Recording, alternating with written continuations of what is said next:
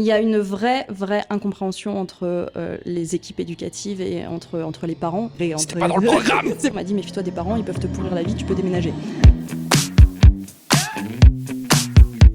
Bienvenue dans Papa Parle, l'émission des pères qui prennent leur rôle au sérieux sans se prendre au sérieux, et des hommes qui ont envie de trouver un équilibre entre la vie pro et la vie perso. Aujourd'hui, je suis accompagné par quelqu'un qui se considère comme exploratrice en éducation. Exactement. Voilà, c'est Marine Gentille. Bonjour, merci Bonjour. de m'accueillir. Ah bah, avec plaisir. Alors moi, c'est pas moi qui t'accueille, parce que ici, aujourd'hui, on est au domaine de Saint-Jean, une magnifique ferme pédagogique, où vous m'avez sûrement déjà vu. En toute objectivité, c'est le meilleur endroit du monde pour un enfant. Ah, je valide. Complètement. Voilà. Je dis ça parce qu'il faut absolument remplir cet été toute la colo blindée. Voilà. Venez. Envoyez vos enfants. C'est ça, exactement. Et puis bah vous pouvez voir donc ceux qui regardent, parce que je sais pas quel format je prendrai, si je fais juste des extraits, si je fais toute l'émission, etc. Mais nous sommes dans une salle de classe, et justement c'est hyper intéressant parce que Marine, tu as été prof. J'ai été professeur des écoles pendant 8 ans. Voilà. À l'Éducation Donc on va nationale. parler aujourd'hui d'école. Comment sur notre point de vue. Moi, je vais sûrement parler un peu d'instruction en famille, forcément. Et puis, on va profiter de ton expérience, on va essayer de comprendre ce que tu fais aujourd'hui. Et voilà, donc je trouvais ça marrant qu'on soit finalement dans une salle de classe. En plus, une salle de classe à l'ancienne, avec des vieux pupitres d'époque. C'est très joli en soi. Elle est magnifique, cette salle. Maintenant, quand on pense à comment ça se passait à l'époque, ils devaient moins le vivre de manière cool, les gamins, mais bon. Bien que ça les sortait des travaux de la ferme, il y en a qui étaient contents. Ok, oui, toi, t'es remonté très très loin. Ok, d'accord, je vois. Si tu devais te présenter en quelques mots, ou même plusieurs mots, ou plein de mots, tu ferais comment pour expliquer ce que tu fais aujourd'hui auprès des parents, auprès des enfants? Eh bien, donc, moi, je suis exploratrice en éducation. Mon objectif, c'est vraiment de pouvoir apporter de l'harmonie au sein des familles et d'aider les parents et les enfants à se comprendre beaucoup mieux, et pour diminuer ainsi tous les stress et les angoisses du quotidien, et rapporter de la joie et de la bonne humeur dans l'éducation d'un enfant. Ok. J'ai interviewé il y a 2 semaines Caroline, qui était consultante en parentalité. Je vois quand même des différences dans votre manière de faire, et peut-être aussi par rapport à ton passé, où donc tu as été professeur des écoles, c'est ça? Exactement. Qu'est-ce qui fait que à la base tu t'es dirigé vers ce métier-là, et qu'est-ce qui fait que tu n'y es plus aujourd'hui? Alors, pour moi, professeur des écoles, c'était vraiment une vocation. Ok. C'est quelque chose que j'ai toujours voulu faire. Voilà, donc j'ai vraiment déroulé mes études pour ça, jusqu'au bout. J'avais une grande envie de pouvoir faire grandir les enfants, les accompagner, les aider, et je le faisais déjà, d'ailleurs, avec mes camarades de classe et les plus jeunes.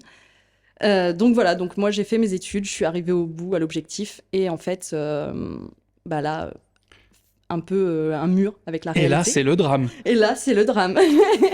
Et là, en fait, je me rends compte que les valeurs que j'avais et l'envie de faire progresser, de faire avancer et de développer des êtres humains, en fait, c'est pas du tout les valeurs de l'institution. Et c'est pas vraiment ce qu'on attendait de moi. Ok. Toi, tu dirais, finalement, les valeurs de l'institution, c'est quoi? Où est-ce que tu as rencontré le plus de friction? Le plus de friction, c'est vraiment au niveau de la considération de l'être humain. Et, Que ce soit l'enfant que ou ce le soit prof? l'enfant comme l'enseignant, ouais, parce que j'ai aussi, moi-même, subi le système où je me sentais pas considérée comme être humain, et encore moins comme adulte, infantilisée un petit peu par la hiérarchie.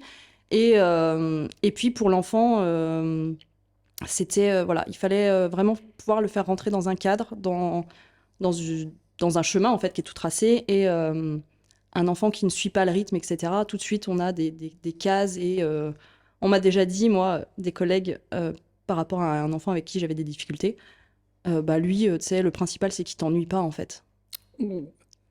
Ça fait pas rêver, là. Et là, donc moi, j'étais en tout début de carrière, hein, et je me suis dit, mais non, c'est pas ça mon rôle. Moi, je veux pas être enseignante pour ça, en fait. Je veux, peu importe qui il est, où il en est et d'où il vient, en fait, je veux pouvoir lui apporter un peu de bien-être, lui permettre d'avancer et de croître, en fait, quoi qu'il arrive, et peu importe où il en est. Sauf que, évidemment, c'était un élève, en l'occurrence, qui n'était pas du tout dans le cadre. actuel, donc il n'était pas en mesure de suivre. Et voilà, on m'a dit clairement, écoute, tant qu'il t'ennuie pas, en fait, ben, tant pis, on ne fera rien de lui, quoi.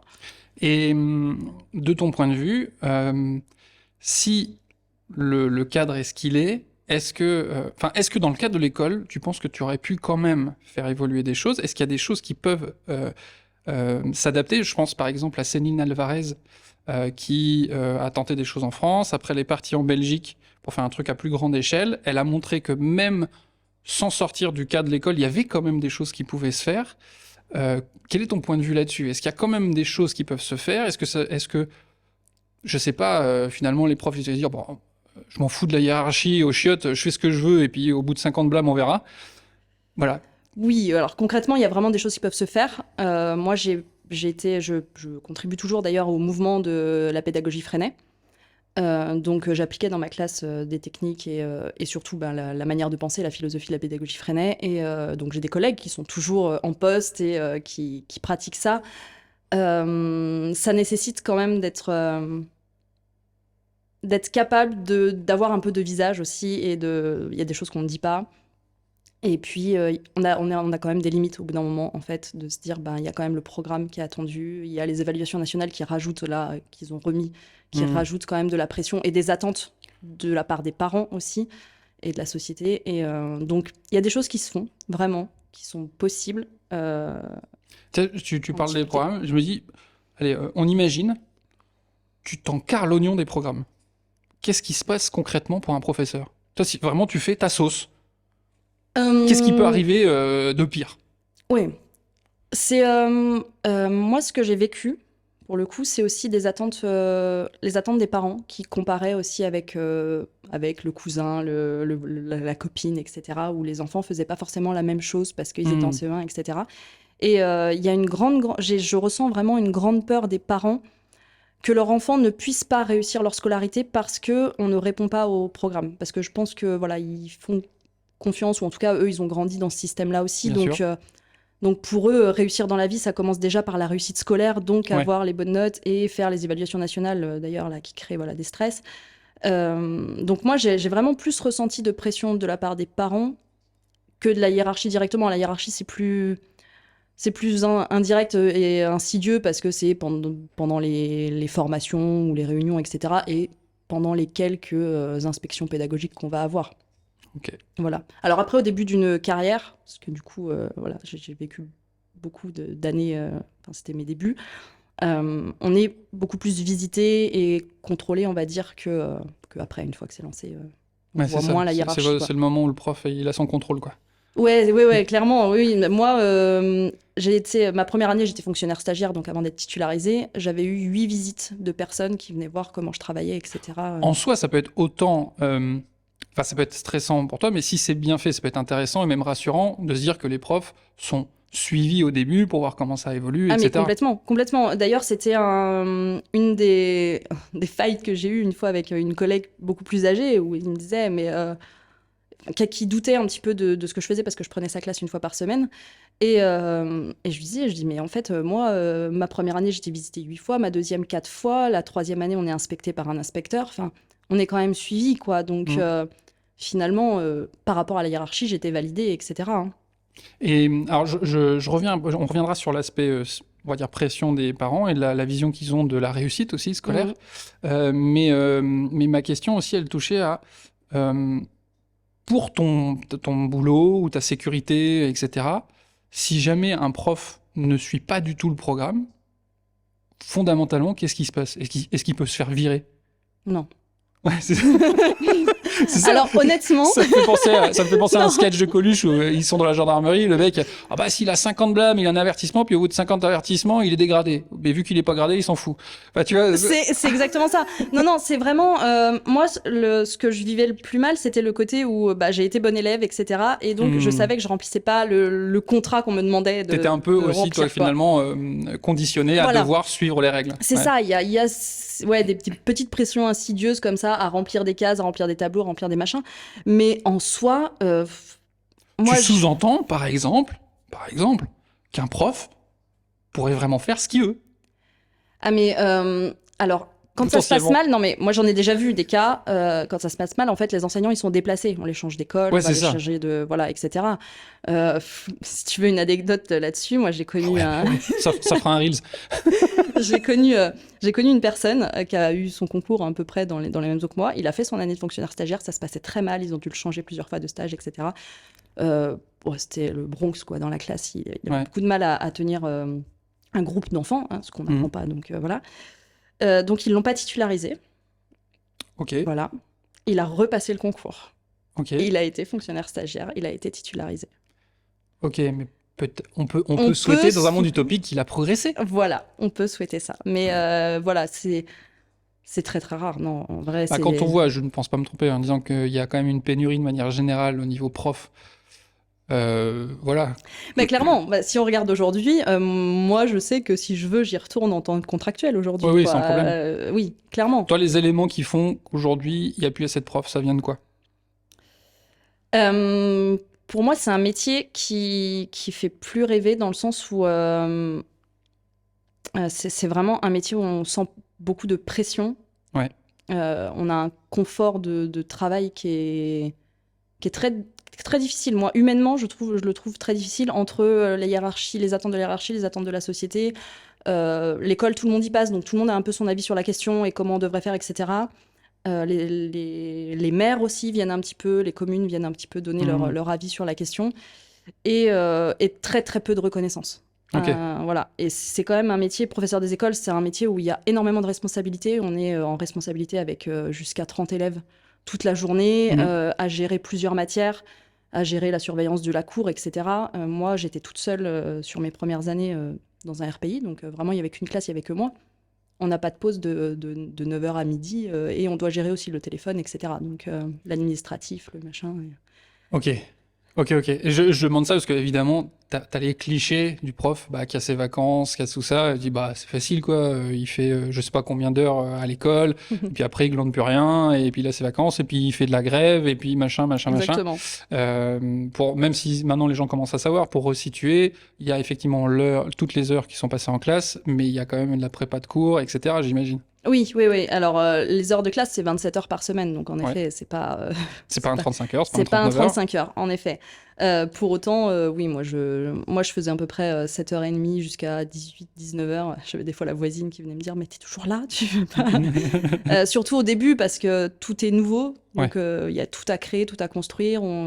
Je vais réfléchir à comment j'aborde le sujet en sciences de ça. Et puis après, on fait pareil pour la leçon de maths de la semaine, et puis la leçon de français, et puis le sport, etc. Et puis, on monte les projets, donc le nombre de mails à faire. Ouais, ça fait beaucoup de choses, beaucoup de charges mentales de manière générale. Ouais. Et même, j'aurais envie de voir le truc sous un autre angle. C'est-à-dire, à la limite, que vous fassiez même que 20 heures, que 10 heures, est-ce qu'il ne faut pas chérir les professeurs pour qu'ils soient dans des conditions de travail les plus optimales parce qu'ils s'occupent de nos enfants? C'est-à-dire que même nous, en tant que parents, quand on en a que 1, 2, 3, Exactement. sur toute une journée, rester attentif, posé, à l'écoute, ça demande d'être soit pleinement serein, en forme, etc. Moi, je trouve ça normal que vous ayez, que vous ayez des temps de pause, que vous puissiez avoir une hygiène de vie saine, que vous ayez le temps de dormir, de récupérer. Ce qui fatigue le plus, c'est quand même cette attention constante, etc. Parce qu'au bout d'un moment, alors au début c'est peut-être compliqué, mais au bout d'un moment vous maîtrisez vos cours, vous savez ce qu'il y a à transmettre. Mais c'est ce truc, cette vista constante de toujours checker ce qui se passe, d'être attentif, de se dire tiens lui, je sais qu'il a besoin de ça, je sais que lui il a ça, le conflit avec lui, etc. Il y a une sollicitation permanente. Clairement, le temps qu'on est en présence d'enfants, les enfants ils demandent de l'attention, etc. Bien sûr. Il y en a 30, ils ont tous des besoins particuliers différents, donc c'est vrai que ça demande... C'est très épuisant, enfin, physiquement, on donne tout quand on est sur le terrain avec eux, et c'est ça, en train de noter en plus et de repérer des difficultés qu'il va falloir traiter, etc. Et moi, je me souviens, quand je rentrais après une journée, je n'avais ni lumière, ni musique, ni rien, parce que je ne voulais plus Tu te entendre mettais de bruit. dans ta baignoire, tu fermais les yeux et tu... Non, mais c'est ça. Et à chaque fois, mes conjoints ou mes copines qui rentrent, Mais ça va, t'es dans le noir. Ah non, non, mais en plus, souvent, il y a des néons dans les classes et tout qui te Oui, flinguent, oui. et voilà. J'ai un chut, chut, chut. Et Donc, voilà. petite question, je me fais l'avocat du diable. Toi, tu dis, bon, bah, toi, t'as vécu ça comme ça. Peut-être que d'autres le vivent autrement. Quelle est la part pour toi entre l'état des choses de l'éducation nationale et aussi, toi, ton évolution personnelle? Parce que j'imagine que quand t'es jeune prof, avec peut-être toi, tu te dis, je manque de légitimité, est-ce que j'ai le droit de faire ça, pas ça, etc. J'imagine qu'aujourd'hui, t'as plus de confiance que tu n'avais avant. Mm. Si toi, aujourd'hui, tu retournais à l'école, est-ce que tu penses que tu le vivrais vraiment de la même manière?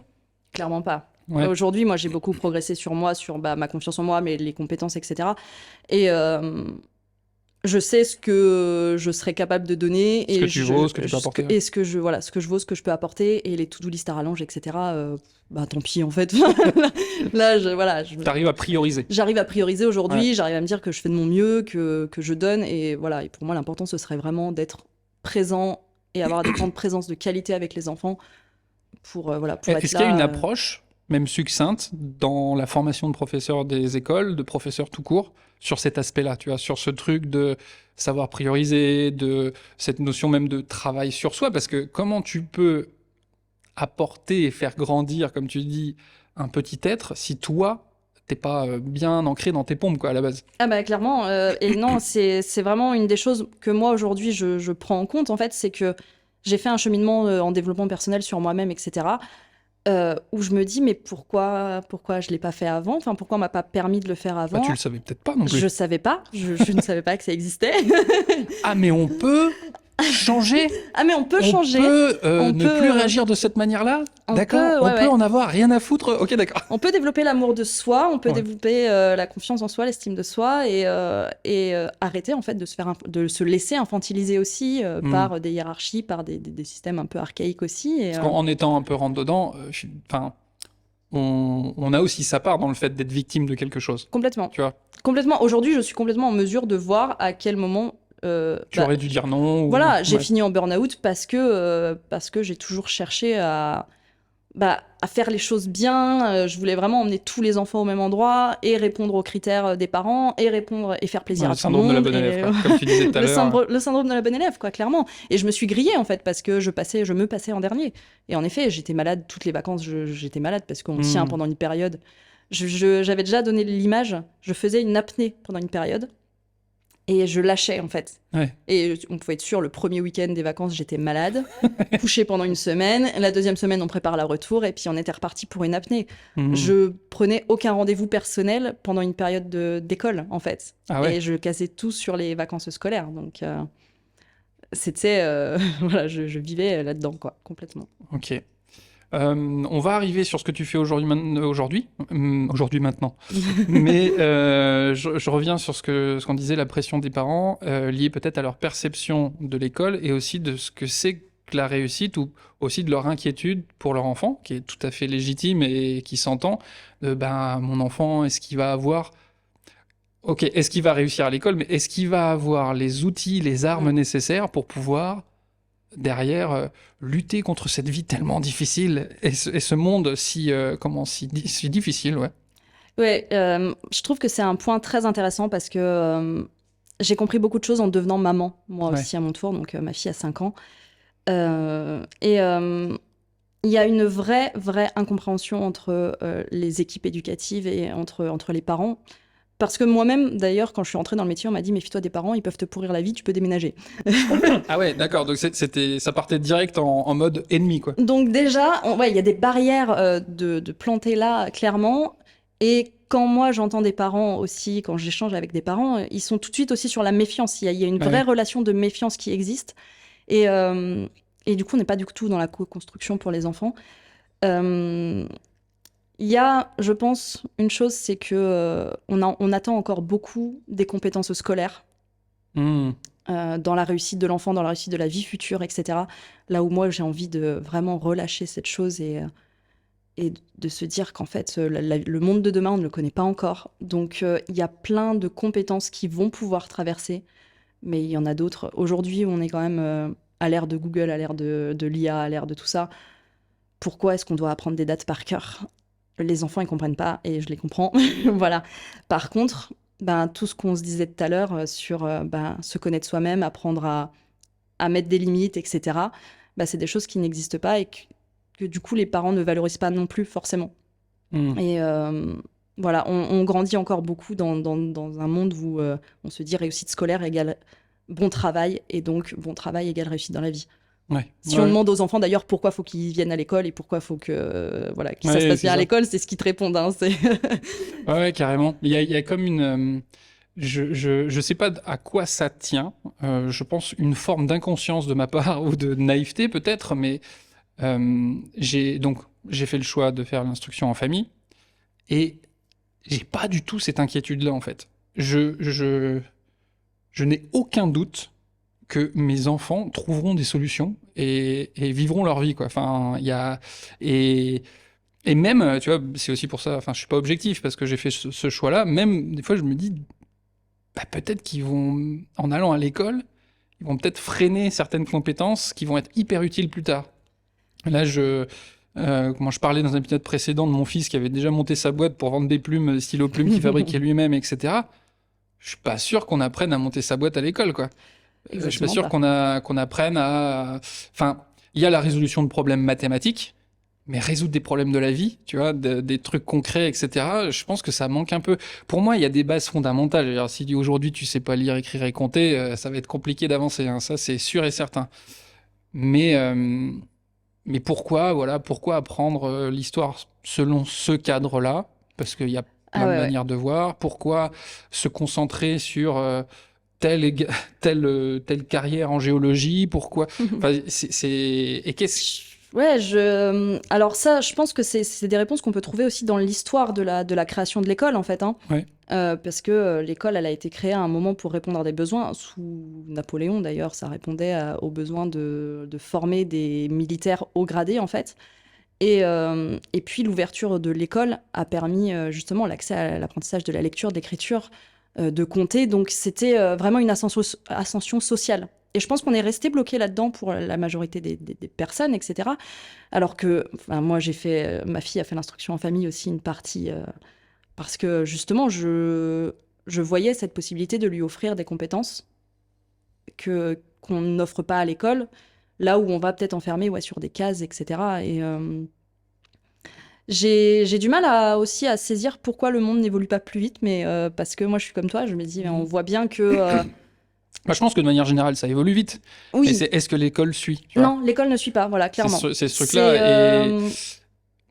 Et je trouve... Ouais, là, aujourd'hui, nos grands-parents, ils ont eu un métier dans toute leur vie. Nos parents, ils ont peut-être fait 2 métiers. Nous, on en fait des fois plusieurs en même temps. Oui. Et aujourd'hui, on dit que, d'ailleurs, de tous les métiers, 80% des métiers des 30 prochaines années n'existent pas encore. Oui, c'est des choses... donc pour moi, en interne, l'éducation nationale, elle est appelée le mammouth.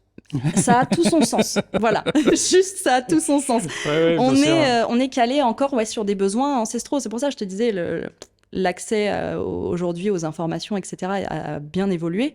Pour autant, l'école forme toujours à un monde différent, quoi. J'en profite pour pour placer une petite anecdote. Là, récemment, mon deuxième, bientôt 6 ans, où il passe à la caisse et on lui demande, mais tu veux faire quoi quand tu seras plus grand? Et il répond, je veux vivre ma vie.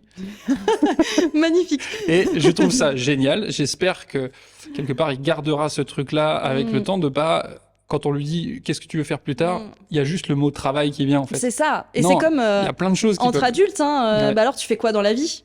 La première réponse, c'est ton métier en fait. Mais alors que ça nous définit pas, et encore moins, je pense. Non, j'ai tendance de plus en plus. Tu fais quoi dans la vie? Je dis, à quel moment? C'est ça. Je fais quoi dans la vie? Alors le matin, généralement, je dors. Après, je vais je vais au cabinet. Après, je vais sur mon ordi. C'est ça. Mais au final, ouais. Et nous, on essaye de transformer avec des amis cette question en qu'est-ce qui te fait vibrer dans la vie? Ouais. Tu vois? Et je trouve que c'est intéressant, ça rebondit un peu sur ce que tu disais, c'est que moi, je trouve en enfermant les enfants dans un système scolaire, en fait, c'est un endroit vraiment où ils n'ont pas l'espace de développer ce qui les fait vibrer. Et on voit tellement d'enfants, et moi, je les voyais, mes élèves, des fois, dessiner, faire des tours, etc. Je les laissais faire, mais c'est pas toléré entre C'était pas dans le programme. C'est pas dans le programme, quoi. Qu'est-ce que tu fais une tour avec tes crayons, tes gommes et tout, alors que c'est hyper ingénieux. Arrête de développer hein. des compétences en gestion de l'espace, là. C'est... Initiative et tout ça, non mais ça va pas du tout. T'es fou, quoi. Et c'est vraiment... les enfants se retrouvent en sortant de l'école à vouloir prendre le temps de faire ce qu'ils n'ont pas eu le temps de faire, en fait, ce qui les fait vraiment vibrer, ce qu'ils aiment. Et du coup, ils ont des journées à rallonge parce que ça fait 6 heures qu'ils ont fait d'un truc qui les intéressait pas et ils vont commencer de faire des choses qui les intéressent. C'est ce que j'aime, moi, dans l'instruction en famille, c'est que c'est peut-être c'est ma vision des choses. Il n'y a pas d'études là-dessus et tout, mais je me dis, quand ils sont à l'école, un prof, aussi attentif soit-il, quand il y a entre 20 et 30 enfants face à lui, il peut pas lui accorder, même 1 heure, c'est impossible en fait, d'être vraiment 1 heure avec lui. Quand on fait l'instruction en famille, moi ou ma femme, au final, quand on est avec un enfant, on est en temps plein, one by one, avec lui, ou avec 2 maximum, pendant 1 heure pleine, et ce qui fait que on n'a pas besoin de faire des journées de classe de 6 ou 7 heures, parce que c'est hyper efficient, en fait. Quand on y est à fond. Et puis, comme on vit ensemble, en fait, finalement, on revient sur des données dans la journée, mais parce qu'on est en train de vivre des choses. Parce qu'on est en train de compter un truc, parce que, tiens, on arrive devant un panneau, tu vas me le lire, etc. D'ailleurs, j'avais vu en neurosciences que c'était ça qui permettait de fixer les connaissances et de les voir à un moment et de revenir dessus au bon timing. Pas trop tôt, pas trop tard. C'est ça. Voilà. Et de faire ça, cette redondance, ça aide beaucoup. Et je pense que... Et bon, après, c'est une histoire de moyens qu'on met. C'est-à-dire que des classes de 20-30... je sais pas comment on peut faire, quoi. 20-30, ça devient compliqué. Maintenant, moi, avec la pédagogie que j'utilisais, etc., on était très axé aussi sur créer un environnement qui permette le développement de l'enfant. Mais après, lui, il est autonome, en fait, dans son développement. Il va aller chercher les outils dont il a besoin pour faire ce qu'il a envie de faire au moment. Et en fait, ils ont des périodes vraiment d'efficience de développement d'une compétence. Moi, j'avais des élèves, ils pouvaient faire 5 heures de maths dans une journée. Mais je pense qu'il y a vraiment des moments où ils ont besoin de se nourrir d'un truc, qui sont à fond dedans. Et à la limite, c'est ce qu'on a eu. Notre premier, il était vraiment maths et pas du tout lecture ou français au départ. J'ai dit, vas-y, fonce, rassasie-toi, va jusqu'au bout, jusqu'à ce que tu en aies jusque-là.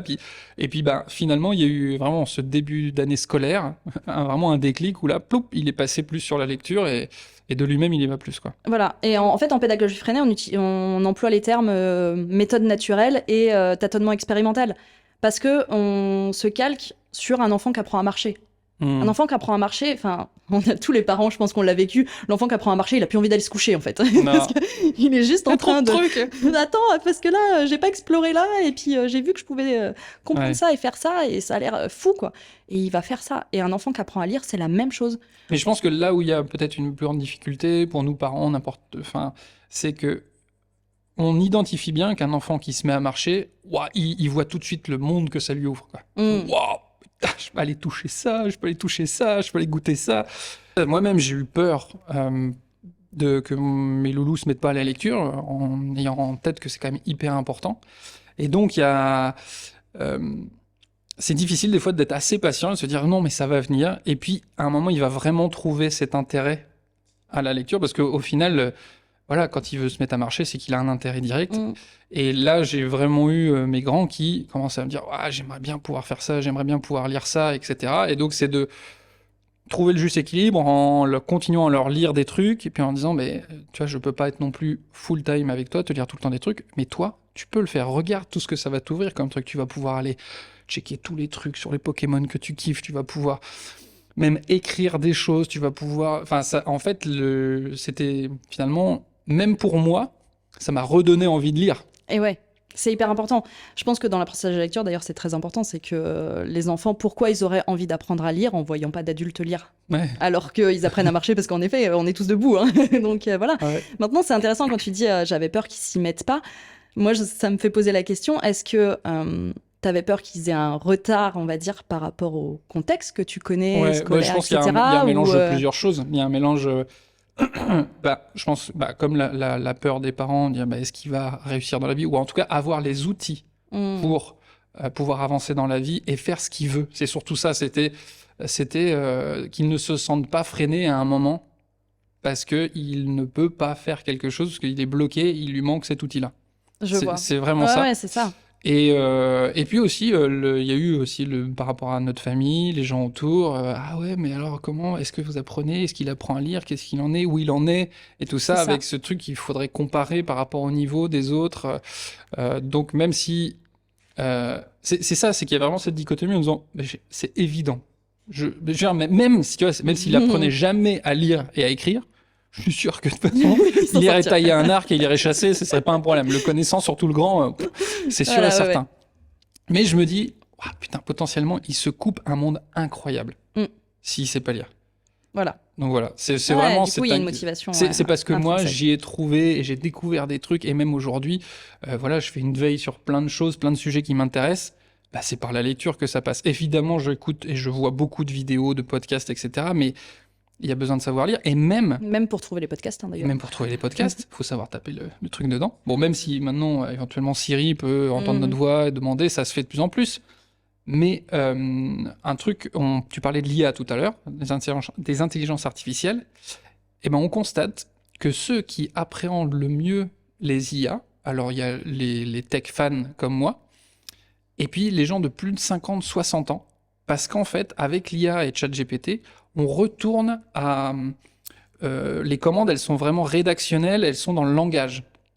Alors que avec l'iPhone, tout ça, tu appuies sur des boutons, tu slides, etc. Là, on revient où il faut formuler une question qui soit Exactement. claire. Parce que ChatGPT, il y a plein de gens qui m'ont dit oh, c'est de la merde, il me répond n'importe quoi. Je dis bah montre la question que tu as posée. Je dis bah ta question c'est de la merde. Tu lui demandes n'importe quoi, C'est il te pas donne clair. n'importe quoi. T'as pas donné le contexte, tu lui as pas dit ce que tu voulais, tu lui as pas dit sous quelle forme tu le voulais, etc. Et en fait, il y a beaucoup de gens qui finalement retournent un peu plus sur l'informatique, voilà, qui ont 60 plus, parce que justement, c'est une génération où ils étaient peut-être un peu plus, on leur a un peu plus cassé les burnes sur le français, Ouais, et ils savent bien formuler leurs pensées à l'écrit. exactement. Ah ouais, non, mais ça, j'en suis convaincue, moi. D'ailleurs, j'ai beaucoup axé sur la lecture, parce que pour moi, c'est vraiment quelque chose qui est hyper important. Et à partir du moment, je reste persuadée, à partir du moment où un enfant voit un intérêt, enfin, ou un être humain, hein, parce que nous, qu'est-ce qu'on apprend aujourd'hui, en fait? Parce qu'on continue d'apprendre, on apprend des choses qui, où on y voit un intérêt, et qui nous intéressent vraiment, où on a une motivation qui vient du fond de nous. Et ben en fait, on trouve ensuite en face les outils pour aller chercher Ouais. l'information, pour aller chercher la connaissance, etc. Un enfant qui apprend à marcher, en effet, la motivation, elle est énorme. Mais pour autant, quand il apprend à marcher, on le sait tous, il y en a qui marchent à 9 mois, 10 mois, il y en a qui marchent à 18 mois. Eh bien, c'est pareil pour la Et lecture. derrière, ils n'ont pas de retard. Et, C'est ça le truc. et derrière, tout va bien, en fait. C'est-à-dire qu'il ait marché à 9 mois ou à 24 mois, au final, arrivé à l'âge adolescent ou adulte, il y en a pas un qui marche moins bien que l'autre. Et des Exactement. fois, même le contraire. C'est-à-dire qu'il y en a un, même si on lui a laissé plus de temps pour être mature au moment où il arrive Exactement. à marcher, donc là, c'est le côté ostéopathe qui parle, où des fois, je vois des parents qui tiennent les enfants par les mains, et disent allez, il va marcher, c'est trop cool. Je comprends, t'as envie de le voir. C'est Ouais, ça. il progresse, c'est trop bien. Ouais, mon petit Pokémon, maintenant, il va évoluer. Révolution. Mais si on le met Contre-productif. assis ou si on le tient debout au moment où son système musculaire n'est pas prêt, au final, il risque d'avoir des soucis. C'est ça. Et au niveau du développement du cerveau, en fait, ça se passe Pareil. de la même manière. Si on force C'est le que, passage pour une voilà, donnée, ça marchera il y pas. a, voilà, il y a le développement, il a son fil à suivre, et quand on force, bah, ça marche pas. Et en plus, voilà, ça ferme des portes, en fait. Ça crée des blocages. Et donc, après cette digression, finalement, Ouais. on va pouvoir enfin arriver sur plutôt l'action que tu as, toi, auprès des familles. Comment tu nous expliquerais, enfin, comment ça se passe, en fait? Qui vient te voir? Quel type de parents ou d'enfants tu es amené à rencontrer? Et comment ça opère?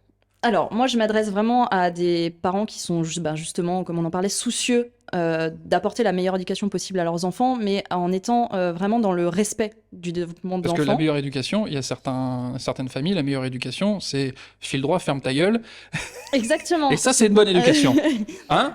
Tu mets ton serre-tête et tu avances. Et n'oublie pas de lasser tes chaussures, s'il Voilà. te plaît. On est en retard. Alors souvent, les parents qui vont s'adresser à moi, déjà, ce sont des parents qui, en effet, vont être un minimum éveillés et se posent des questions et sont à un moment où ils se disent « j'en ai marre de me battre avec mes enfants, j'ai entendu parler de parentalité positive, j'ai lu des trucs, j'écoute un peu, mais concrètement, là, je travaille, j'ai la maison, j'ai ci, j'ai ça, je suis dépassée. Et pourtant, je sens qu'il y a des choses à faire pour que mon enfant il puisse grandir dans un cadre sécure, bien-être et qu'il ait pas les mêmes tares que moi j'ai eu dans, dans l'éducation, parce qu'en fait, ça vient de moi aussi, hein, de moi ce que j'ai déconstruit et que j'ai pas envie de transmettre à ma fille. Donc, donc voilà, donc c'est des parents qui sont dans ces problématiques-là de comment je fais pour pouvoir vraiment aider mon enfant à grandir du mieux possible, mais sans qu'au quotidien ce soit vivable aussi, quoi. Je peux pas y consacrer tout mon temps. Comment apporter à son enfant, mais ne pas s'oublier soi et être confortable là-dedans, quoi. Voilà, exactement. D'autant qu'on est dans une société aussi où on a envie d'avoir une vie perso, on a envie d'avoir une vie professionnelle, on a envie de développer beaucoup de choses en Ça, même c'est temps. peut-être, on va dire, un point où, justement, dans notre société, on a envie de tout. Voilà. Et que tout soit parfait. Et des fois, je trouve que, on va dire, ça passe des fois par le fait, ok, j'accepte de ne pas tout faire. Exactement. Et Donc que je c'est ne serai vraiment pas parfait partout. Et que, voilà. Voilà, c'est vraiment ça. Hein. Moi, j'ai beaucoup travaillé sur ma culpabilité de pas être la mère parfaite, etc. Donc, avec les parents, on travaille de manière individuelle. On est vraiment en mentoring privé, individuel. Comme ça, ça permet vraiment d'aller personnaliser l'accompagnement, puisque l'éducation parfaite, elle n'existe pas en soi. Et ça, c'est un élément intéressant, c'est-à-dire que c'est pas des groupes de parents, c'est non, là, famille par famille. Ouais, je suis Ok. en individuel complet parce que je considère qu'en fait, il va pas y avoir une recette qui va fonctionner partout. Puisque déjà, chaque humain est différent, donc chaque assemblage d'humains va être différent aussi, et les besoins vont être différents. Donc on est vraiment voilà, en individuel. On va avoir une première partie où je vais accompagner les parents à comprendre comment fonctionne leur enfant, en fait, avec des phases de développement, etc., selon l'âge d'eux et des enfants. Et avec une partie très importante pour moi qui est la gestion émotionnelle, puisque c'est personnellement, moi, en tant qu'adulte et les adultes autour de moi, je vois bien qu'on a des difficultés à gérer nos émotions, à accepter qu'elles existent déjà, à savoir qu'elles existent, et donc à comprendre une colère d'enfant, à comprendre, parce que eux, ça sort, voilà, Ouais. et comment on les accompagne, sachant que nous, on ne sait pas faire pour nous. Donc voilà, donc il y a vraiment cette première phase où je leur permets de se reconnecter un petit peu à leur enfance. Et vraiment, elle s'appelle je te comprends, parce que je vais positionner le parent dans une posture, voilà, d'aller chercher à comprendre son enfant et pas d'entrer en résistance avec. Avant d'attaquer... Allez, je t'embête direct. Je parle des papas, voilà. T'as en face de toi un père qui dit, bah ouais, non mais quand il gueule comme ça, c'est normal que je m'énerve. Oui, c'est normal, Là, tu t'énerves. je vais quand même pas le laisser finir sa crise. Il nous fait chier. Bon, voilà quoi. C'est très intéressant ce que tu me fais faire le lien direct avec la deuxième partie est où ça va être je me comprends. Ok. Et justement là, c'est une phase qui est pour moi très très importante parce que c'est une phase qu'on oublie énormément dans l'éducation, dans tout ce qui est accompagnement à la parentalité parfois. C'est d'aller chercher à comprendre pourquoi ça m'énerve en fait que mon enfant il fasse ça. Ouais. Qu'est-ce que ça vient chercher chez moi en fait? Pourquoi mon enfant il doit mettre ses chaussures là? Et pourquoi ça m'énerve qu'il m'ait dit non en fait? Mets ton manteau quand tu sors là, il fait froid. Voilà. Et pourquoi moi c'était le truc. Mais mets tes chaussures là, tu vas avoir mal aux pieds. Bah non, j'ai pas mal aux pieds. Bah en même temps, ouais, oui, c'est bah ouais. Et accepter justement en tant que parent de se remettre en question et de comprendre pourquoi. Mais je pense que tu me dis, mais le point important de tout ça, c'est comment tu te positionnes par rapport à la notion d'autorité. C'est-à-dire, est-ce que c'est quelque chose... En gros, est-ce que ça fait partie du contrat que je suis l'adulte, je parle, donc de toute façon, ça ne se discute pas. Tu vois, c'est comme ça. Ou alors, tu as une autre posture où, si tu lui demandes quelque chose, c'est qu'il y a un sens derrière. Alors forcément, vous imaginez bien que si je le dis comme ça, vous imaginez de quel côté je suis. Même si des fois, j'aimerais bien qu'il y ait juste à dire et il fait. Ouais, non, ça serait confortable parfois. Mais je pense que c'est pas un bon calcul à long terme. Mais je pense que c'est vraiment ce truc-là. Est-ce que tu considères que en tant qu'adulte, de toute façon, mon enfant doit écouter ce que je dis de par mon statut d'adulte, ou pas, ou alors c'est plutôt on s'écoute parce qu'on est des humains, et voilà, maintenant en tenant compte du fait qu'on n'a pas les mêmes besoins. C'est pour ça que voilà, cette phase, elle sert vraiment à aller questionner la posture de l'adulte, la posture du parent, et j'invite souvent les parents d'ailleurs à se poser la question, c'est quoi pour toi un bon parent? Comment tu imagines en fait, toi, en tant que bon parent. T'as toutes les possibilités, tu vois. Et ça permet justement de venir questionner, de déconstruire, parce qu'en fait, il y a des choses qu'on fait en mode automatique, qu'on a hérité de père en fils, etc. Voire on a vu les copains autour faire comme ça, sans se poser de questions, en fait. Bah, si tu mets tes chaussures, c'est que tu mets tes chaussures, parce qu'on l'a toujours fait comme ça. Ah ouais, mais en fait, peut-être pas. Et le fait d'apprendre à comment fonctionne un enfant et nous. Quand je couche mon gamin, je lui fais une clé de bras, il étouffe et il dort. Hein. Ouais, voilà. Mon père, il a toujours fait pareil. Ça a toujours marché. Maintenant, moi, je suis pas plus con qu'un autre. Hein. J'ai toujours fermé la porte, il hurle et il finit par dormir. Bon, bah voilà. C'est une fois qu'il s'est assommé la épuisé, tête. Puis il s'endort. Voilà, donc c'est vraiment pouvoir déconstruire ces schémas et inviter les parents justement à construire l'autonomie de l'enfant, parce qu'une fois qu'on comprend comment fonctionne un enfant, faut pas oublier que moi je mets l'image, un enfant c'est un peu un extraterrestre qui arrive sur Terre, donc il a page blanche. Ouais. Donc évidemment quand on dit il nous teste, ben en fait il teste le monde qui l'entoure. C'est juste qu'il n'y a rien d'évident pour lui, quoi. Pour comprendre, ah là il y a une limite, si je fais ça il y a telle réaction, si je fais ça c'est telle réaction, bah c'est pas agréable donc je vais arrêter de le faire. Et c'est juste comme ça. Et c'est pour ça que voilà, une fois qu'on a vraiment appris et cherché à comprendre comment fonctionne un enfant en fait, pourquoi moi en tant qu'adulte et en tant que parent je réagis comme ça et quelle serait ma posture idéale, eh bien on peut après entrer dans la troisième phase du programme qui est vraiment nous comprenons et on va co-construire une relation équilibrée qui va respecter et les besoins de l'enfant et les besoins du parent. Voilà, qui est pour moi très important. Sur ce point-là, pour mettre en place et appliquer tout ça, j'en parlais avec Caroline aussi, il y a cette idée de... Même si tu connais la théorie, putain, des fois c'est dur de l'appliquer. Exactement. Des fois, tu sais que, effectivement, j'ai conscience que s'il est en colère et s'il pleure ou crie, il y a une raison. J'ai conscience que si au fond de moi, ça me fait monter dans les tours, il y a une raison, j'ai commencé à l'identifier, ok. Et pour autant, putain, c'est dur de rester calme, ou c'est dur de... mon point de vue là-dessus, c'est que ça passe, et je suis clairement pas un champion pour l'instant, mais je m'améliore par son hygiène de vie, en fait. Sur le fait que, enfin, sur la pyramide de Maslow, oui. Faut déjà avoir dormi, manger, avoir des relations sociales, etc. Et je pense que des fois, on peut oublier un peu ce phénomène-là en tant que parent, quoi. Ouais, et alors moi, j'insiste énormément. Pour moi, une des parts importantes, c'est de ne pas oublier qu'on fait toujours de notre mieux. Ouais. Et la déculpabilisation, parce que moi, la première, hein, je suis arrivée à un épuisement parental et global, professionnel, etc. Enfin, épuisement de vie. Bah, épuisement de vie, ouais, j'ai pas trouvé encore the terme, mais parce qu'il y a un moment donné, à vouloir être parfait là, être l'enseignante parfaite, la femme parfaite, la maman parfaite, etc. Bah, en fait, on se grille complètement et on n'est plus rien du tout.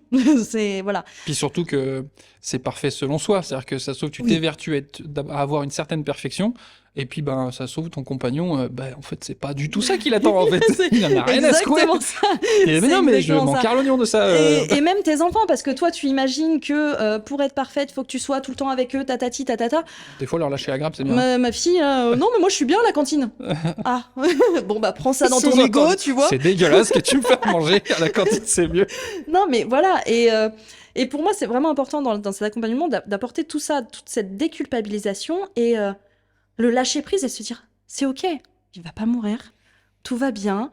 Ok, tu lui as gueulé dessus, mais moi aussi, tu vois. Et ben, tu t'en es rendu compte, tu vas aller t'excuser. Parce que il faut que pour lui, ce soit ok, que c'est pas ok, ce genre justement de situation et de comportement. Et en fait, tu vas lui apprendre quoi à ton enfant? Bah, juste que c'est ok d'être vulnérable. Et que maman, c'est juste un être humain, papa, c'est juste un être humain, et on a nos limites aussi. C'est ça. Et quand lui, il pète un plomb, il peut péter un plomb. Et que derrière, tu vas voir l'autre, tu en parles, tu fais une réparation éventuellement. Voilà. Exactement. Et en fait, c'est vraiment ce qu'on voit. Moi, je l'ai vécu vraiment avec ma fille. C'est qu'en étant moins exigeante avec moi-même, je me retrouve avec moins exigeante avec elle. Et on se retrouve dans un climat qui est moins sous tension, en fait. On est dans un climat où c'est plus souple. Moi, je vois la corde et l'élastique, voilà, tu lâches un peu d'élastique. Mais je reviens un peu sur ce qu'on entendait dans l'école. Mais si je suis moins exigeant avec lui, après, ça va être un glandeur quand il va être plus grand, il va rien branler, il faut que ça soit carré dans sa chambre, tu vois, qu'est-ce que tu répondrais à ça par rapport à cette inquiétude-là, en fait? Moi, je trouve ça très intéressant parce qu'on imagine qu'un enfant est naturellement feignant. Ouais. qu'un humain est naturellement feignant, alors que pour moi, on les rend feignants en leur demandant de faire des choses qui sont pas intéressantes pour eux. J'ai observé une fois, je garde vraiment cette image. J'étais dans la cour de récré à l'époque des marrons, donc on voit bien, on avait un énorme marronnier dans la cour. On avait la C'est chance cool, ça. d'avoir un énorme marronnier d'ailleurs dans la cour. Pendant la récré qui dure 15 minutes, pendant 15 minutes, j'ai vu des élèves s'organiser à déplacer des marrons. Non mais clairement, on leur aurait demandé de ramener tous les marrons du marronnier devant l'école, ils l'auraient pas fait. Ouais. Clairement, ils ne l'auraient pas fait. Ils ont mis pendant un quart d'heure, je leur ai dit que c'était l'heure de rentrer, ils ne voulaient plus. On a fait la séance de sport à s'organiser, on a fait un parcours et on passait avec les marrons parce que c'était leur besoin et leur demande. Mais naturellement, en fait, à partir du moment où je pense on respecte les besoins de chacun et nous, on n'a qu'à se poser la question pour nous, adultes déjà. Est-ce qu'au boulot, t'es complètement 100% efficace selon les tâches qu'on te demande de faire? Putain, Voilà. ça carrément. Alors, Ouais, là. quelles sont les tâches sur lesquelles t'es efficace? À quel moment tu ne l'es pas? Eh ben, repose ça sur ton enfant. C'est la même chose, en fait. Ouais. C'est juste... c'est un mini-humain, hein, donc il fonctionne comme nous, sauf qu'il est en train d'apprendre. Et un enfant, mais c'est plein d'énergie. Moi, je les vois là, ici au domaine, ils sont Ouais, non, mais capables c'est aussi de évident. En termes transporter les d'énergie, c'est choses. sûr et certain. Le plus représentatif, c'est mon deuxième, Adam, où vraiment, tu vois, on sort de table, faut débarrasser. J'ai mal à la jambe. Il y a toujours Ou alors, l'envie de pipi je à me cette heure-là, sens etc. fatigué. Et puis 2 secondes après, il fait des saltos arrière sur le canapé. Parce qu'en fait, il a trouvé un truc qui lui plaisait, parce qu'il va d'un seul coup aller chercher la grosse caisse énorme. Tu vois, tu te dis, mais comment lui, il arrive à soulever la caisse de C'est Lego, ça. blam, blam. Et je dis, mais t'étais pas crevé à la base? Ouais, mais. C'est ça. Mais qu'est-ce qui te donne de l'énergie? C'est les choses qui te font vibrer, en fait. Donc, pour moi, il y a vraiment un truc qui est très important, c'est vraiment de donner du sens, quoi. C'est Alors, sur cette. En fait, moi, je suis un peu dans un tiraillement, tu vois, une réflexion sur. Effectivement, pour lancer l'action, faire quelque chose, si t'es pas motivé, si tu kiffes pas le truc, c'est compliqué. Pour autant, j'ai la sensation, et peut-être que c'est mon éducation ou ce que j'ai vécu qui m'a amené à ça et que c'est biaisé, mais euh, que pour lancer le truc et se motiver, il faut aimer ce que tu fais, mais que pour aller plus loin et finalement passer un niveau, évoluer, il faut accepter quand même un peu de friction et que ça soit pas facile. exactement. Que la difficulté existe, que c'est pas juste chiant et que c'est. Enfin, souvent, c'est ce que je transmets à surtout mon grand par rapport à la lecture, où il a envie, mais des fois, quand il arrive pas tout de suite, il pète un câble. Oh putain, c'est nul, le français, c'est trop compliqué, il y a des exceptions partout. Bah, voilà. Je dis, mais sache que au moment où c'est dur, c'est là où C'est ça. tu passes C'est où vraiment trouver tu l'équilibre t'évolues entre, en tant que Pokémon, quoi. ouais, voilà, entre le challenge et le confort, en fait, Ouais, c'est vraiment. ça.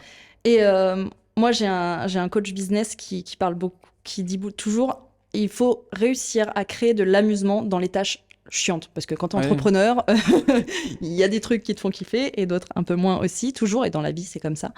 Et créer de l'amusement. Et souvent, je me dis, mais ce monde est beaucoup trop sérieux pour des enfants, d'ailleurs. Ah, il est tout le temps en train de jouer. Même pour des adultes. Et même pour des adultes, du En coup. fait, On est tout le temps en train de... Ouais, mais il pense qu'à jouer. Mais heureusement Mais- qu'à 8 ans, il pense qu'à jouer encore, merci.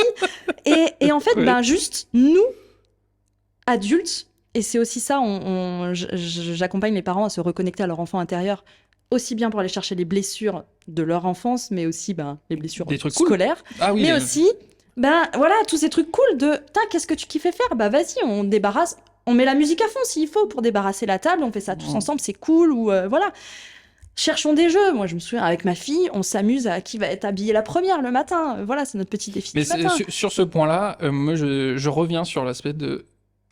Enfin, moi, je le sens bien, même que ce soit avec mes enfants, mon boulot, machin. Ce truc-là, il est possible quand t'es en forme quand même. Tu vois, Clairement. quand t'as la tête dans le gaz, c'est compliqué de. En fait, quand je suis en forme, j'ai pas de doute sur le fait que, quelle que soit la situation qui va se passer au boulot, dans la famille, etc., je vais avoir le recul et la créativité pour trouver un. Là, je sais pas, mon loulou hier, il était triste quand on s'est eu au téléphone, etc. Et là, boum, j'ai dit, bah attends, mais tu sais qu'on peut se préparer à rêver un peu là. On va anticiper les rêves. Et puis, qu'est-ce que tu aimerais faire dans ton rêve? Et puis là, on a commencé à parler du rêve et tout. Puis bah, là, on n'est pas à côté l'un de l'autre. Je suis en déplacement. Mais on peut se retrouver dans les rêves, on peut rêver l'un de l'autre et tout ça. Et puis, histoire, etc. Exactement. Et puis finalement, il était trop content d'aller dormir. Il y avait encore un petit peu de tristesse dans tous les cas, de la Évidemment. mélancolie, mais en tout cas pour le deuxième c'était cool, pour le troisième un peu plus dur, mais en tout cas, voilà, si j'avais été complètement fatigué, je n'aurais pas eu cette idée-là et j'aurais été démuni dans le fait qu'il était triste, quoi. Et j'aurais dit, mais qu'est-ce que je peux faire, quoi. Eh ben, je suis vraiment là-dessus aussi dans l'équilibre des besoins. Justement, c'est être capable, nous, en tant qu'adultes, de reconnaître à quel moment sont nos besoins. Et quelque chose que je fais, moi, par exemple, aujourd'hui, je sais que un quart d'heure avant d'aller chercher ma fille à l'école, il faut absolument que je coupe et que je fasse un truc qui me nourrit moi, vraiment. Parce que si Ouais. je pars du taf, là, parce que je voulais absolument finir ce dernier mail et tout, et Ça, je suis j'arrive complètement d'accord. en vrac, machin, donc clairement, ça nécessite de pouvoir se poser. Et même des parents qui finissent à 18-19 heures, ben franchement, ce quart d'heure, même ces 10 minutes que vous vous offrez, vous allez en gagner peut-être 20, une demi-heure le soir sur cette pause-là. Bah, je trouve que, peut-être parce que je pense que j'ai besoin de plus encore, tu vois. C'est possible. Alors, j'ai besoin de deux choses. J'ai besoin d'avoir la sensation d'avoir fini ce que j'avais à faire. Vraiment ça, ce truc-là, si j'ai encore un truc qui me trotte dans la tête, c'est très compliqué d'être présent psychologiquement pour ma famille. Et c'est même plus que de prendre un quart d'heure, en fait. C'est vraiment si j'ai l'impression d'avoir accompli ce que j'avais prévu de faire, derrière, c'est trop cool. Mais alors, s'il me reste un truc, et puis bon, bah, ça arrive malheureusement, et j'avoue que même un quart d'heure à faire autre chose et tout, et je vais avoir tendance même à, pour me vider la tête, aller regarder des conneries sur mon téléphone, à détourner mon attention, etc. Ça, c'est un point, c'est un pain point, quoi. C'est un point qui est des fois difficile. C'est très intéressant parce que pour moi, bah, déjà, il y a baisser ses exigences avec soi-même, mais aussi le verbaliser à ses enfants. Ah oui, ah bah, Et maintenant je le dis. voilà, c'est vraiment un truc en disant, bah, on se retrouve, ok, on a passé peut-être un temps séparé, on se retrouve, ok, dans quel état en fait d'esprit t'es, toi? Alors évidemment, on n'emploie pas ce mot-là avec un enfant, mais bon, bah, comment tu vas, machin, nous on jauge l'enfant, mais moi aujourd'hui, j'accepte de dire, alors ça se passe pas forcément bien derrière la soirée, mais j'accepte de dire à ma fille, là, maman, en fait, elle est fatiguée. Là, voilà, j'ai beaucoup donné. Est-ce que c'est possible que tu gères ta douche là et que est-ce qu'on peut peut-être jouer sur le lit un petit peu, machin et alors c'est sûr qu'avec des enfants en bas âge c'est plus compliqué. Là c'est Oui. l'appel au relais, clairement. Mais en grandissant en fait il y a beaucoup de choses qui sont en mesure d'entendre et de deux en plus on est en train de les éduquer en étant des exemples de je respecte mes besoins, je transmets mes besoins et Oui, c'est ça, il faut penser à cet aspect-là, c'est que ça sert à rien de vouloir faire les Superman, parce qu'effectivement, derrière, ils vont reproduire ça, et eux aussi, ils s'épuiseront, etc. Alors que si on Exactement. leur montre que, voilà, il y a Maman, elle besoin est de temps. triste parce qu'il s'est passé ça, ou parce qu'il n'y a pas forcément de raison d'ailleurs, mais juste, voilà. Moi, j'essaye de plus en plus et je suis loin d'être parfaite et d'avoir résolu. Je pense qu'on résout jamais tous les problèmes, mais en tout cas, l'objectif, c'est vraiment d'aller vers plus de sérénité au quotidien. Et aujourd'hui, c'est OK pour moi, mais ça l'a pas toujours été, quoi, Bah oui. de se dire non, mais là, je suis pas au taquet, je suis pas à 100% avec ma fille, alors que j'ai donné Finalement, tout ça machin, te etc. nique encore plus le moral. Et en fait, voilà, parce que du coup, t'es dans ton mental en train de te dire, tu vois, t'es pas assez bien, et du coup, plutôt que d'être même à 50% avec elle, t'es à 0, quoi. Bah, donne-lui les 50% que t'avais, en fait, Ouais, finalement, c'est à ça. lui donner. Et voilà, mais ouais, il y a un gros prise de recul et être OK de pas être à 100% quand on est avec eux. Hein. Ouais, carrément. Ça a été un point qui m'a beaucoup aidé. Je ne suis pas, je ne peux pas être à 100%. Maintenant, je garde quand même une petite culpabilité parce que, en fait, j'adore mes métiers, je les surkiffe et j'adore passer du temps dedans. Et des fois, je me surprends à être avec eux et à penser à mon boulot, tu vois. Mais c'est pas, j'y pense pas parce que je suis stressé, tu vois. Ouais. C'est juste, je sais pas, comme si, bah voilà, un gamin qui est en famille et il pense à aller jouer à la console. Exactement. C'est vraiment de cet ordre-là. Et alors, moi, la parade que je commence à trouver, c'est que mon grand, là, il m'a accompagné sur une prestation et il était Voilà. avec moi à faire des photos et je lui ai, on va dire, j'ai partagé ma passion avec lui. Mais c'est pas toujours possible, on peut pas. Mais en tout cas, voilà, c'est une piste. Exactement, ouais, c'est... En fait, c'est pour ça que aujourd'hui, je propose de l'individuel aussi, parce que finalement, selon la structure de la famille, du travail, de la vie professionnelle de chacun, on va pouvoir chercher des petites parades comme ça. Maintenant, c'est normal, en fait, on a un mental aussi qui tourne. On va apprendre aussi à poser les pensées, apporter de la clarté mentale, justement, pour se vider et éliminer toutes les parasites qui finalement sont peut-être pas nécessaires, mais tu penseras toujours un petit peu à ton boulot parce que tu kiffes ou à la soirée que tu es en train de préparer ou tiens, les courses de Noël. Voilà, et c'est ok. Enfin, c'est aussi se lâcher la grappe quelque part, de se dire, bah non, les pensées, elles seront toujours là. Maintenant, est-ce que le temps de qualité que t'offres, est-ce que... et ça encore, il y a des enfants qui vont préférer un temps de qualité, il y en a qui vont préférer des câlins, il y en a qui vont préférer des cadeaux, et voilà. Moi, j'imaginais que ma fille, quand j'étais là, elle voulait que je sois tout le temps avec elle. C'est faux. Là, tu parles des différents temps. Je pense aussi j'ai identifié les temps dans lesquels j'étais les bons et efficaces. Enfin, efficaces, ou en tout cas, c'est par exemple les câlins, je suis un champion. Voilà. Je peux prendre tous mes enfants d'un coup, faire des gros câlins et glandouiller avec eux. Parce que ça, pour le coup, glandouiller, ça, je l'ai accepté complètement. Et voilà, non, mais ça, je kiffe. c'est déjà un grand pas, hein, parce que ça... Et sur la notion de raconter des histoires, faire des jeux de rôle, tous ces trucs-là, des fois construire les Lego, voilà, ça c'est ma cam, quoi. Ça, j'adore, etc. Et quand ils me demandent de faire d'autres trucs sur des loisirs créatifs ou autres, je dis non mais ça me pète les noyaux, je suis vraiment désolé. Je vais, si je le fais, je vais, enfin. Non, c'est ça. Ouais. Je vais, tu vas. J'ai jamais aimé jouer à la cuisine avec ma fille, machin, faire semblant de manger un truc. D'ailleurs, même à l'école, ça me saoule déjà. Et voilà, en fait, c'est accepter que on n'est pas bon partout. Ouais. Alors, je vais le faire, mais c'est par exemple quelque chose que je vais me réserver vraiment à un moment où je sais que je suis en pleine énergie, quoi. Ouais, c'est ça. Le soir où je suis pas en pleine énergie, tu veux pas on lit un livre? Non, c'est bien lire un livre. Voilà, on va se proposer les Lego, c'est ma cam aussi, donc voilà. Donc, c'est aussi en tant que parent, se respecter. C'est pas parce qu'on est parent qu'on doit que être un bon parent, c'est se plier à 100% aux besoins de l'enfant.